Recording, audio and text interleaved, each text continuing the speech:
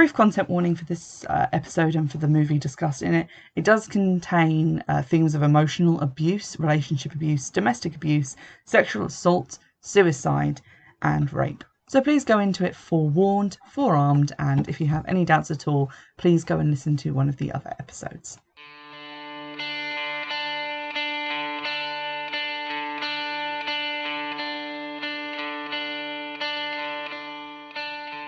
Hello everybody and welcome back to Witchfix. Today I am sitting down and finally watching my copy of The Love Witch, which I purchased way long ago, back in the midst of time when I began the podcast, and haven't gotten around to viewing because it's a film that I felt would take a lot of looking at, thinking about. It wasn't just going to be one of these throwaway trashy films that I tend to review. No shade, but you know who you are. So I finally sat down with this one today, and oh boy howdy, was there a lot to this film. So this is going to be less of a sort of review and more of an exploration of my experience with the film and what I took from it by the time I reached the ending. And that's not to say I won't be giving my opinion on whether I think it's a good film or not, because short answer is yes, I do think it's a good film. There were, however, some areas where I was just like, this is a little bit strange, a little bit weird, could have been maybe carried off a little bit better. So this is a film from 2016, which was written, edited and directed and produced by Anna Biller, who is, for want of a better phrase, a feminist filmmaker. I feel like if you make films where women are considered people, you are considered a feminist filmmaker, and this is somehow groundbreaking. But the film itself, The Love Witch, does have a lot of that sort of feminist theory running through it. So this is a film which, and I'll read you the back of the box description, contains a witch, so we're already on to one that bucks the trend. Elaine, played by Samantha Robinson, a beautiful young witch, is determined to find a man to love her. In her gothic San Franciscan apartment, she brews love potions, then lures men and seduces them. Her sorcery works only too well, leaving her with a string of hapless victims. When she finally meets the man of her dreams, her desperation to be loved will drive her to the brink of insanity and murder. I'm slightly concerned that whoever wrote the blurb did not in fact watch the film, because in the film it says that she's moved away from San Francisco, so I don't think she's in a San Franciscan apartment. And also it says it drives her to the brink of insanity and murder when she, spoiler alert, does kill an alarming amount of people throughout the movie. So it's not like she's left on the brink of murder or reaches the brink of murder. She gets there pretty fucking quickly. But all that aside, I would say the blurb is reasonably accurate. In terms of Elaine's character, I would kind of picture between the main character of Season of the Witch and the main character of Crazy Ex-Girlfriend. She has that kind of downtrodden, beaten up by the patriarchy kind of vibe from Season of the Witch, not to mention the actual witchcraft elements. But in terms of Crazy Ex-Girlfriend, she definitely has that whole kind of preoccupation with love and idealization of love as a state in which to be in. And it doesn't seem to matter who she's in love with or what that relationship is like. Love is love, and that's what she's out to get. Visually, the film has that very 1960s look to it. I have no idea when it's meant to be set, because I swear at one point one of the characters uses a smartphone, but I guess it's meant to be set in the 1960s, and maybe I just hallucinated a smartphone, which is fine. But it does have that look. I guess that's also what reminded me of Season of the Witch. It's very bright, very poppy. There's a lot of really fantastic costumes and set design in the film. It kind of reminded me of the original Suspiria movie in terms of like the bright colours and things, but more so. And it was very fun to watch and sort of see all that stuff going through it. Not to mention the artwork, because the main character is an artist. So that was really satisfying as well. So we start out with some narration as Elaine drives her car along. We find that she's out of love. A relationship has just ended with a guy called Jerry. More on him later. And she's groping through her handbag on the passenger seat, which is full of tarot cards and cigarettes, which is very on brand for this character and basically tells you all you need to know about her. She alludes to a nervous breakdown, mentions intrusive thoughts, and we see like a short flashback to her initiation as a witch. So there's a lot of stuff going on in this piece of narration, and a lot of it is unpacked throughout the story. She also talks about how men are sort of turned off or frightened by female assertiveness, and that you have to be sneaky and tricky. She then meets the first character, but her name is Trish, and I thought she was a realtor, but she's apparently Barbara's ex-interior designer, Barbara being the owner of the house that is not in San Francisco. Barbara used to dance in San Francisco with Elaine, the main character, and Trish helped to decorate her house, so she is letting Elaine in to use the apartment inside it while Barbara is away. Trish reveals that she decorated the apartment with the colours of the Thoth Tarot, as you do, and it's a very striking apartment and very pretty, although not a model for candle safety. She also, as soon as they meet, as soon as Elaine and Trish meet, Trish says that Elaine is very pretty and then follows this up with, "Oh, I didn't mean anything by it. I'm married." Which, if this is meant to be taking place in like the sort of era in which it is styled to look like, that's kind of weird, because I feel like you wouldn't automatically assume in the 1960s that a woman who called another woman pretty was a lesbian. But breezing past that, the two of them go out for tea and cake at a women's only Victorian tea room, which sounds like a concept. I would love to go there. But they have a little chat, mainly in which it is revealed that Trish is kind of a feminist in a very kind of limp way, but that she doesn't constantly believe that her job as a wife is to feed into her husband's fantasies and give him sex whenever he wants. You know, radical thinking like that, which does seem to be radical to Elaine, and Trish even says that Elaine has been brainwashed by the patriarchy, which I kind of agree with, because Elaine's energy here is very much like a Barbie, but like from when Barbie was first a thing and not now that she can be an astronaut or the president. But, you know, you just make your man happy, that's your role in life. You give him love, you get love. That's all you need. Richard then turns up in the women's only Victorian tea room, which I feel like it should have a bouncer of some kind. But as soon as Elaine lays eyes on him, there's this kind of eerie bong noise, and she like gives him a look. So I guess he's either marked for death or marked for sex, or maybe both, I don't know. We then get some really lovely scenes. Elaine is in her apartment. She's painting a lady riding on a unicorn. It looks like she's kind of working on designs that are tarot inspired, or maybe for tarot cards. She also makes some sachets, she makes some poppets, some candles and some soap. I always love scenes like this in films where people make stuff, especially when it's witchy, so I really love that. I love any film that makes me want to go and like pick up my pestle and mortar and get making candle blends. She then casts a love spell, and part of that is to say, send me a beautiful sweet man to love me, and then she just keeps repeating love me in a way that seems to come entirely from a place of insecurity. I thought it was quite interesting, the wording of the spell, like send me a beautiful man to love me like I love him, because it doesn't seem like she is capable of loving anybody, which seems to be like kind of a running theme, that she's out there trying to be loved by all these people, but is she capable of loving any of them back? Because she doesn't seem overly concerned about any of them. She then goes to a magical apothecary owned by a lady called Wendy, who has agreed to sell her soap and candles and stuff. This isn't terribly relevant. We then get a bit more voiceover about why Elaine became a witch, and she says that it was basically all about the magic powers for her, and that it's just using your will to get what you want, which seems kind of accurate, but also kind of a very selfish, kind of narcissistic way to look at it. It's like getting stuff for you that you want just because you want it, and not stuff that you need, or helping yourself to get things for yourself. She sees a guy who reminds her of Jerry, who we've seen so far only briefly in a flashback where he drinks from a glass of what I assume is poison and then dies. So she sees a guy who looks vaguely like him, and we get another like weird eye contact kind of bong moment. So she's clearly interested. She kind of eyeballs him until he comes over, and they chat for a bit where they share some very stilted conversation about liking nature and how he has a cabin in the woods and how she would like to go to that cabin now. Oh, okay, let's go to the cabin. I kind of feel like the dialogue has been done like this to ape the really weird and awkward dialogue of a lot of films, again from like the 1960s.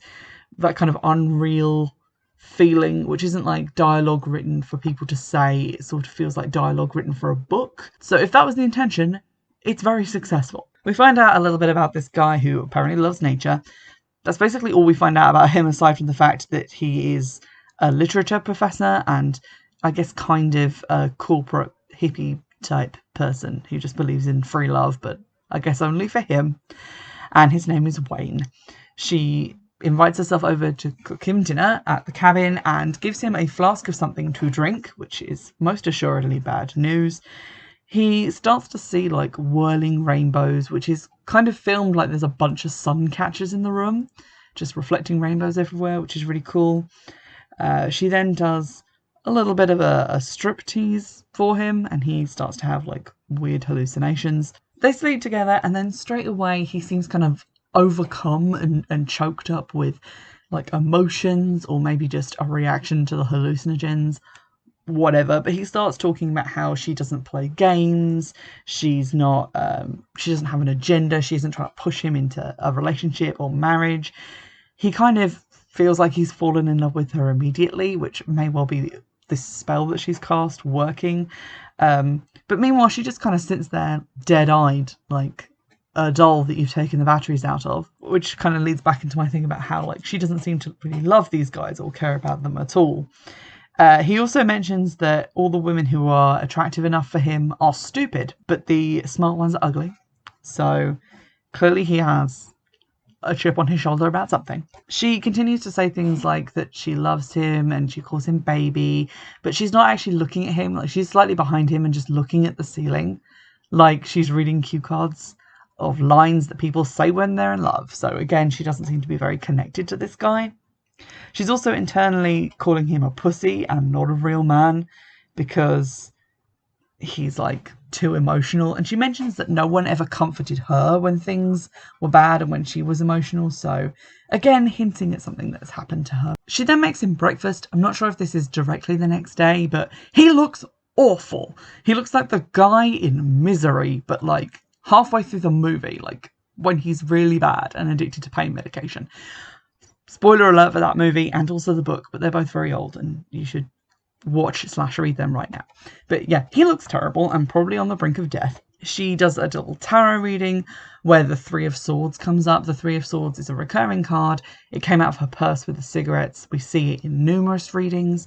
So I guess that's kind of interesting if you like tarot and want to read into that. She then goes back to see him, but he is dead, so called it. She then cries, and I was kind of confused by this because it felt like up until this point she really didn't care about him, but I guess she just wanted him there to like want her, and now he's not there anymore, which makes her sad.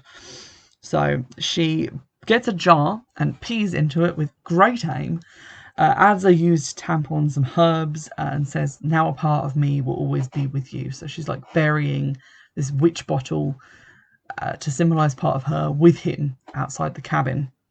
She also mentions that she's buried people before, which is concerning, and I'm not sure who that applies to because it seems like a lot of deaths have happened around her, but not necessarily ones that she's been directly implicated in and would have buried the body for, so confused as to what that's about. When Elaine gets home, she's met by Trish, who's come to check on her, and Trish mentions that she's going out of town to a convention, so her husband will be alone and vulnerable, which Elaine basically wastes no time in acting on. We then cut to a local burlesque club where some of the locals and the bartender are discussing a body which has been pulled out of the river with a pentacle on it, and they blame witches for this. This doesn't seem to be related to Wayne's murder, so I guess it's just a separate killing. The bartender is quite vocal in his blaming of witches, and meanwhile at a nearby table, Elaine and Barbara are chatting. Elaine is complaining about how Wayne had all his emotions coming out and there was clearly something weird and wrong with him for that. Barbara then warns her about love spells. And then a new guy comes over called Gain, who is revealed to be like the high priest of the coven that I guess Elaine is in, and Barbara is his kind of high priestess. He gives her like a kind of variation on like the fivefold kiss, and this seems to make Elaine very uncomfortable. This guy has like very floofy dark hair on top of his head and also a weird little pointy beard. And my first instinct was that he looked like a picture of Gerard Gardner that I'd seen once. So I googled it, and he does have similar hair and beard to him. So I have no idea if that was intentional, but bearing in mind what I'm going to say about this character, it's quite telling and adds like a new layer of symbolism to the film. Gain also warns Elaine about performing love spells, and the crowd at the bar start to get kind of aggressive and shouting abuse at the witches, but they basically ignore them. Gain then reminisces about the good old days when no one cared if you were a witch and you could just have bunches of orgies and things.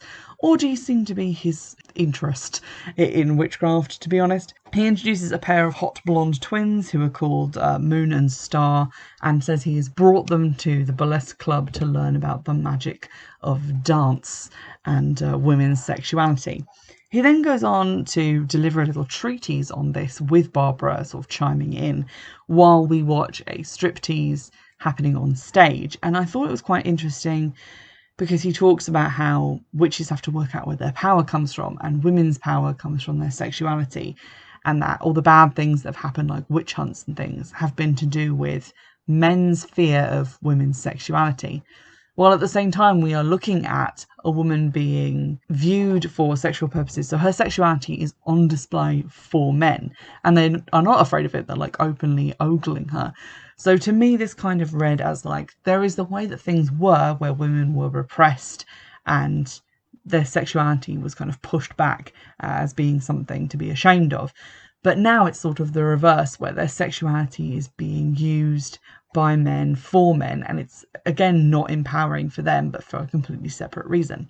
So this idea that on the face of it, witchcraft might look like this like liberating feminist thing, but underneath that it's all still about women being naked in a circle full of like a clothed high priest and having these sexual things done to them, like having their breasts kissed and being touched by people and being expected to be taking part in orgies and things. So it's not, in fact, very liberating, which is sort of my takeaway from it. Not sure if that was intentional, but that was my interpretation. Later on that evening, Elaine uses some flying ointment, but like all over her body, the way you would put Nivea cream on. And we get some voiceover of Jerry getting at her about housework and how he's ashamed to have people over, and she's letting the place go, and basically kind of showing that he's not this ideal guy, because so far all we've seen of him is the bit where he died, and also the picture that she keeps of him and keeps like stroking on her little guy shrine.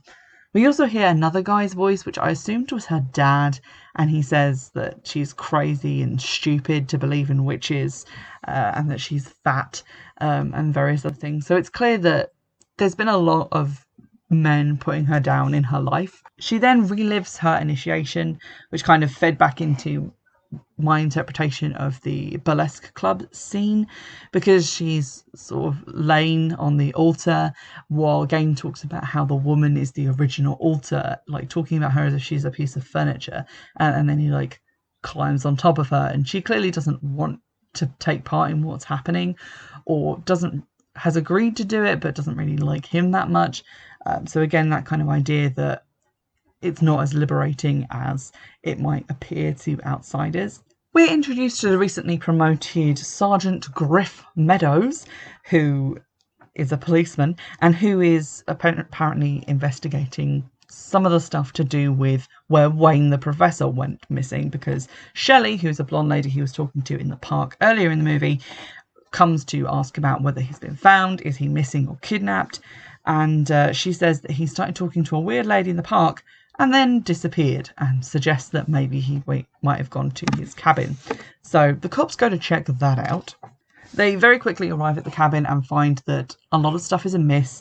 All of the food from the meals has just been left out to spoil, like she just left without clearing anything up or doing anything, which is interesting and kind of feeds back into her being got at about housework, this kind of subtle thing of her not doing that and not caring about it. And then they go outside to the very obvious grave in the ground. And what I found funny was they pick up the jar of pee, and one cop shows it to the other and is like, "What's this?" And the guy looks at it and goes, "I don't know," because like he can't even identify a used tampon, which is what Elaine was saying she was preparing it, that most guys have never seen a used tampon before. And both cops seem content to completely ignore Shelley, who is kind of going to pieces in the background after discovering this grave. Meanwhile, Elaine makes Richard some chocolate cake and some dinner, and then gives him a comically large glass with very little wine in it, but I'm assuming it has some sort of potion in it. He reveals to her that he has fantasies of wanting to be a gangster with a mole, or a cowboy visiting a hooker, so these kind of like dangerous, adventurous occupations, but also with a woman of lower standing on his elbow. Then she does a really weird striptease to what is at first what I can only describe as negative music. Like, she definitely turns music on, but it feels like it creates a deeper silence than there was when there was no music. And then what I can only describe as Indiana Jones peril music with a lot of gongs comes on. And I wasn't sure if that was intentional given the fantasies that he had described, but it was an odd choice and definitely hard to strip to. Griff then goes to see a professor who specialises in black magic, because it is always a professor or a goth who will blow this shit wide open. He reveals that what he has found is a witch bottle used by witches for protection, which essentially, yes, it is. He also reveals that they found devil's weed in the tox screen that they did on Wayne's body, so he's been poisoned and they know that. And they talk a little bit about witches, and the professor sort of talks about how there are black witches who do sacrifice and blood magic, and how there are Wiccans who are good and lovely and do no harm, which is a dichotomy that we've seen before in films like this, and which is still incorrect. Elaine then attends some sort of circle or sabbat, during which time she's sort of buttonholed by Gain, and he refers to her victims as if he knows what's going on, but nothing ever comes of this, and she tells him not to touch her and then just kind of walks off. We then cut back to Richard, who appears to be deeply pining for Elaine. He's crying a lot. She's already spoken to Barbara and said that he was like too emotional and too needy, so she's obviously dumped him. But he appears to be drinking something from like a Kilner bottle, and I was unclear as to whether this was alcohol or more of the potion, because it looked potion coloured. Griff actually makes really good time on the police investigation that he's conducting. If he was in an episode of Law and Order, they would be 20 minutes long and just a lot more condensed, because straight away after visiting the professor to learn about black magic, he goes to the apothecary where Elaine is selling her stuff. I don't know how he knew to go there, but maybe there's only one witch shop in this town. But he shows Wendy the witch bottle, and she shows him a pre-made version that is created by Elaine. So he then goes to her apartment to ask her about Wayne. So many of these people's names rhyme, and I don't know why. I also questioned why you would buy a pre-made witch bottle when most of what goes into one is stuff from you. So basically what you're buying is a jar. But there we go. It's quite funny in this moment when he goes to her apartment, because she's doing a lot of stuff with like an ostentatious chemistry set. Like, if you ever watched Sabrina the Teenage Witch, when Zelda had that weird like laptop thing, which was like a suitcase that opened up into like a full-on lab, and they made like witchy stuff with it. It's like that. There's lots of beakers of like food colouring water and stuff. But I thought it kind of interesting because it does imply that Elaine is very scientifically minded and not as sort of doe-eyed and empty-headed as she puts on for most of the movie. Because she's obviously doing all of this very technical chemistry stuff and making soap, which is quite difficult. And she appears to be doing it with like lye and various other ingredients, because she's wearing pretty heavy duty gloves. So she's not stupid. But she does have a cauldron, which is producing a lot of very bluish purple smoke. And Griff just kind of wafts this away and goes, "Are you a witch?" It's like, well, you're wafting my cauldron, you tell me. She then tells him that witchcraft saved her life, but does not elaborate on this, so we never really get a clear idea of what's actually happened to Elaine. She then gives him the eyeballs of Bong, which I guess implies that she's into him, and she says he is the Knight of Wands and therefore her fate. He accepts this, and they go for a horse ride. The horse ride is curtailed when they hear weird Renaissance music and stumble upon a weird Renaissance fair, which seems to be being thrown by her coven, and I wondered why she wasn't invited. But it's apparently a summer solstice celebration, but I guess maybe not one she was required to go to. Griff seems a little bit freaked out by this, but quickly gets on board. They decide to do what is called a faux wedding, or a mock wedding, and Elaine and Griff get dressed up in different tents and then basically have a hand fastening. After a musical interlude, which is a little song about love. Musical interludes are from now on the thing that I hate more than dream sequences, because I'd never had to sit through one before and I hated it. No shade to the movie, but a musical interlude to me is just like a dream sequence. My brain goes to sleep and just says, wake me up when the plot resumes. Like, I know there's symbolism, but if you have to put it in a dream sequence, don't. We then, interestingly, get a voiceover from Griff, and he's like the first non-Elaine character to get a voiceover. And he talks about how he's not ever going to fall in love because it's not manly, and he needs to be tough and hard inside to do his job as New York's best detective. Ba-bum, ba-ba-ba-dum, bum. But no, seriously, he is too manly to fall in love and is very obviously a very macho, kind of not very emotional man. So nothing like the previous two. Meanwhile, we also get intercut with Elaine's internal monologue, where she talks about how the more you get to know a man, the more you love his faults, the more you love all the little things he does, while Griff is simultaneously thinking the more you know a woman, the less you love her because the mystery is gone, and she suffocates you with her love. So clearly these two are a match made in Poughkeepsie.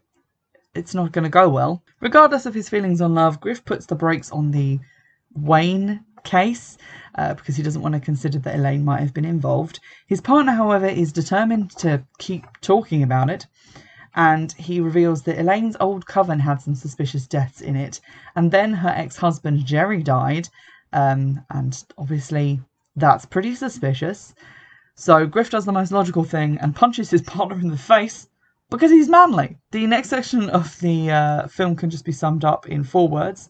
Trish worried, Richard dead, because Richard has killed himself, and Trish is now very upset. She has an awkward tea date with Elaine at the Victorian tea parlour that only allows women in. Yes, I'm still talking about it. And it's really weird, and it's very clear in that section that Elaine has no interest in Trish as a person.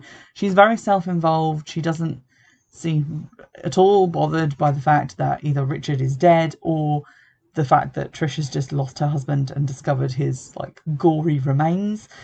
So she does not come across very well in the scene, aside from being a massive narcissist. She lets Trish try on the ring that she received during the mock wedding, but then leaves before Trish gives it back. So Trish, who may or may not have a smartphone in this scene, I'm not sure, takes the ring to Elaine's apartment to drop it off and lets herself in. Elaine has left every candle lit, so for a smart lady with a chemistry set, she's dumb on the subject of fire safety. Trish then settles down at the vanity table in the apartment.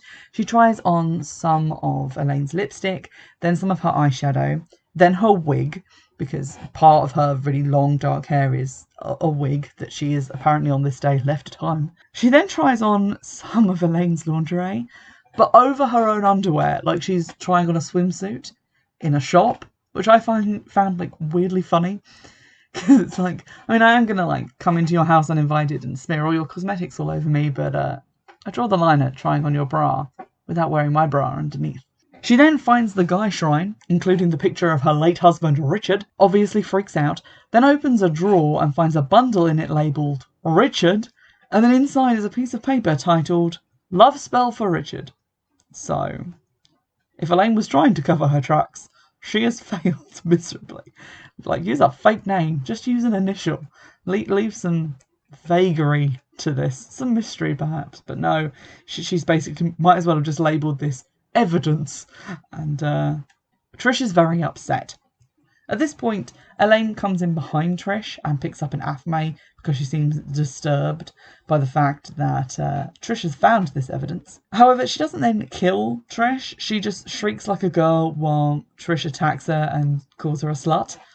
So she loses that fight. Trish then absconds with the massive bundle of evidence, and although it looks like Elaine is trying to do a spell to make Trish's car crash, Trish's car does not crash. She's fine, and she manages to get this evidence to Griff. We see then the coven doing a ritual with Griff's picture to bind the two of them together for eternity, so we'll see how well that goes. Griff then goes to the burlesque club to meet up with Elaine, and while he's there he listens to the bartender and some of the waitresses again talking about the murdered teacher case and their dislike of witches. They also talk about the two dancers who are Star and Moon, who cannot dance but are very popular. So again, drawing those parallels between sex work and witchcraft is something that is sort of painted at being liberating, but in a lot of cases isn't. And it really depends on sort of the reasons behind doing what you're doing. Griff then tells Elaine when she arrives that they've identified her DNA on Wayne's body and that he has the poppet. So that's some evidence. And I was a bit confused by the mention of DNA, having just seen the smartphone, so I was again trying to work out when this movie is meant to be set. Editing Sarah here. For some reason I didn't Google this at the time, but have just done so. And apparently the first use of DNA evidence to like convict someone was in the UK in like 1985. So I have no idea when this movie is meant to be set, and it is still confusing. Elaine claims that the guys who have mysteriously died around her all died of loving her too much, and I don't think that's going to fly as a defence. Then Griff, love him or hate him, he is spitting straight facts, because he says her version of love borders on a personality disorder, and that no one's love is enough for her, and that no one will ever be able to love her enough, because the amount of love that she craves in a relationship is just unreachable. She is a black hole which can never be filled. He also calls her like little baby doll sex kitten act creepy, which thank you Griff for calling her out. And she says that she takes what she needs from men now and she isn't going to be used by them, and also kind of calls him out for being unable to love, which, I mean, fair. He then arrests her for the illegal burial of Wayne's body, which is smart and definitely also something they would do on Law & Order, but he says they're going to try and get her for murder later. But unfortunately, before that can happen, they are attacked by a mob of angry patrons once they've realised that she's the one to blame for the murder that's been in the news. The men swarm over her and they shout, "Burn the witch," but they're also taking their belts off and she's like lying on the floor. And again, it kind of calls back to that initiation where she was lying prone on the altar, and it kind of looked like the men were just going to have their way with her. There's actually a picture that Trish sees in her room, which is like a bunch of men around a woman on an altar. So although in the initiation scene we don't necessarily see more men than Gain like take advantage of her, that picture does kind of imply that that is what happened. Griff saves her from this attack and takes her away in his police car. They go back to her apartment. We then see in the apartment that the police badge is now on the guy's shrine, and he's sitting on the bed with a cut face, looking kind of in shock, or like he's already had the potion, but it is then revealed that he hasn't because she brings a cup of it in for him. He then refuses to drink the potion and knocks it out of her hand onto the floor, mirrored in the picture that she's been painting of the lady riding the unicorn with a spilled cup on the ground. She then sees him as just a white skull on like a black mod suit body, morph suit. The things people wear when they pretend to be Slender Man or Putties from the Power Rangers. One of them, but with a white skull on. So I started to think maybe she'd had the potion, she was hallucinating. Unclear. But she then hears the voices of the dead men saying that they love her, and then has a little bit of a freak out because Griff has failed to drink the potion. So she grabs her athame and stabs him 3 times. While he is lying dead on the bed and she's sitting next to him with a beatific smile on her face, she then hallucinates back to the Renaissance fair and their mock wedding, where he appears as Prince Charming on a unicorn, and then she gets to ride off on this amazing unicorn in this sort of fairy tale land. So she appears to be having a complete break from reality and is now in her painting world of imaginings, and that's where the film ends. Now, I gotta say, I wasn't sure what to make of this ending. I kind of read it as her realising that the only way that she could kind of keep these men forever and keep their love forever was to kill the real them so that the fantasy of them could live on. The Wikipedia page for the movie, which I went to find out who had written and directed it, seems to think that she has a realisation that what Griff said is true and that no one will ever be able to love her as much as she wants them to. So I guess it's kind of open to interpretation. Now, overall, I did kind of like the film. I liked that there was a lot of witch stuff in it, although a lot of the witch stuff was that kind of 1960s ceremonial magic looking stuff, which I'm not necessarily as into. I liked that we got to see her doing some witchy arts and crafts, which is like a highlight for me. I also liked the general aesthetic of the film. It looked really good. The set design was really interesting. All the costumes were adorable, and you got to see some really nice hats, so I was keen. I also liked a lot of the themes that went around through it, the sort of feminist take on it, and what I got from it was a sort of almost an indictment on the way that kind of early coven setup was arranged and the kind of sexist underpinnings of the movement of like Wicca and witchcraft at that time. I don't know if that is intentional or if it's just something I'm reading into it, because that's something that I brought to the party. But either way, I found that the general themes of the film to be quite interesting. I do kind of wish it had ended slightly differently. I wanted there to be maybe more of a redemption of this character. I think maybe because I was coming hot off the Crazy Ex-Girlfriend finale, and it kind of made me think of that and how, if you haven't seen it, go watch it now, it's on Netflix. But basically that is a show which starts with a character much like this, who is obsessed with love, who is obsessed with the man of her dreams, and is this kind of like crazy ex-girlfriend stereotype. But then through like various seasons of like trials and tribulations and medical intervention and therapy, kind of grows into a better person who is able to be enough for themselves. And that's kind of what I wanted for her in this, because I always kind of want to see the witch have a happy ending, but I guess she's happy in her own way until the police come and arrest her, I guess. I do think it's a really interesting film, and definitely one that I would encourage people to watch. It's not one that you're going to sit down and, you know, have a girls' night with. It's not really that kind of film. It's more of a thinky one, to be honest. Also, don't watch it with your mum. I say this because it's rated 15, so I initially thought, oh, okay, this is probably going to be okay, but I think if this had come out in the 1960s or like 1970s, it would have been like an R. There's a lot of like sex in there, a lot of nudity, and yeah, it kind of, I feel like rating it as a 15 is kind of a struggle. I mean, it's a very modern take on the subject matter, let's say, to rate it as that. And I definitely wouldn't say that it was family approved. If you'd like to share some of your theories about the sort of background themes and implications of this movie, do get in touch on Twitter. I'd be interested to see your thoughts. And also let me know if there are other films that you'd like me to take a look at, anything else similar to this that you know of that you think I would enjoy. And you can do that in the normal way by Twitter or commenting on the YouTube version of the podcast. And in the meantime, I'll see you in the next one.